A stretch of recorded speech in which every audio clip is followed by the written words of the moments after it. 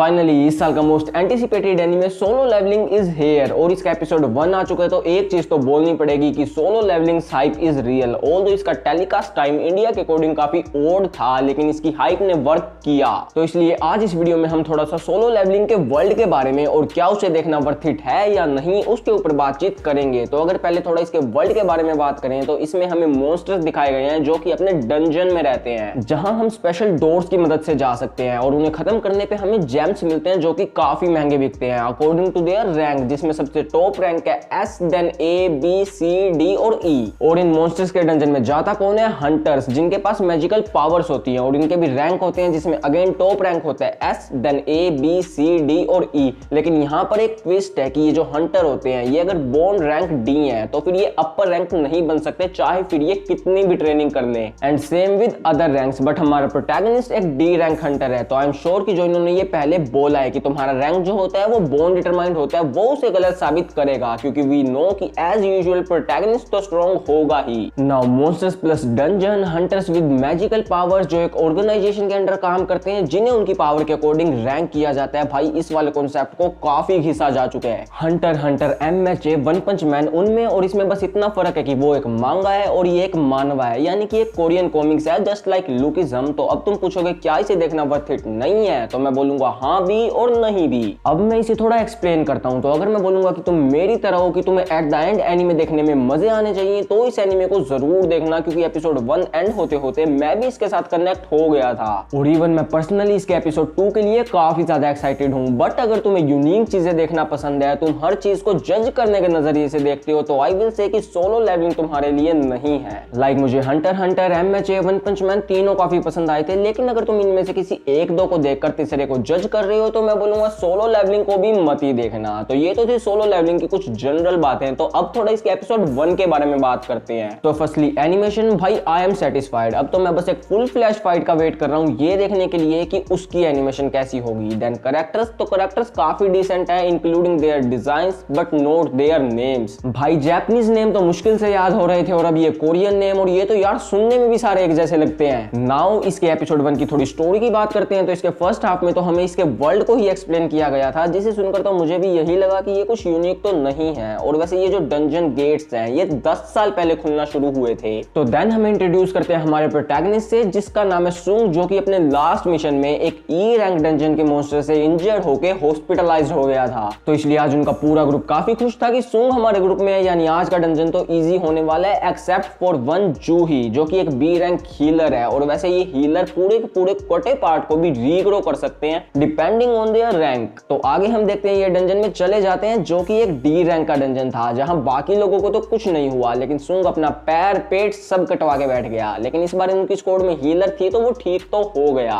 But सुंग के पास weapon के नाम पे बस एक नाइफ था जो भी टूट गया था। और उसे मिला क्या? एक ई रैंक का जेम जो कि काफी सस्ता होता है। और सुंग का डैड मिसिंग है, उसकी मॉम हॉस्पिटलाइज्ड है, उसकी बहन पढ़ रही है तो उसे पैसे चाहिए। वैसे यार सुंग का डैड मिसिंग है तो अब मुझे बस ये मत बोलना कि जस्ट लाइक गोन सुंग का डैड भी एक टॉप नॉच हंटर है जो अपनी फैमिली को छोड़ के चला गया। बाकी ये जानने के लिए तो हमें सोलो लेवलिंग की जर्नी आगे फॉलो करनी पड़ेगी। अभी के लिए तो एपिसोड 1 पे वापस चलते हैं। और हाँ, वैसे मैंने इसकी मानवा अभी नहीं पढ़ी है। तो आगे हम देखते हैं कि सुंग का ग्रुप जिस ग्रुप में गया था वो असल में एक डबल डंजन था, जिसमें से एक डंजन को तो वो खत्म कर चुके थे। तो वो वोटिंग करते हैं कि दूसरे डंजन में कौन जाना चाहता है, जिसमें डिसाइडिंग वोट जाता है सुंग के पास। और एज आई साइड की सुंग को पैसे चाहिए थे तो वो हाँ बोल देते हैं और उनका पूरा ग्रुप सेकंड डंजन में चला जाता है बिना हायर अप्स के परमिशन के। और तभी हमें उनके हेडक्वार्टर का सीन दिखाया जाता है, जिसमें वो न्यूबीज को ट्रेनिंग देते हैं, उन्हें पहला रूल सिखाते हैं कि no matter what never underestimate any dungeon. कुछ समझ आ रहा है? और हम देखते हैं कि सुंग का ग्रुप सेकंड डंजन में घुस जाता है ये सोच के कि वो भी एक डी रैंक का डंजन है, और वहां मचता है कत्लेआम कत्लेआम।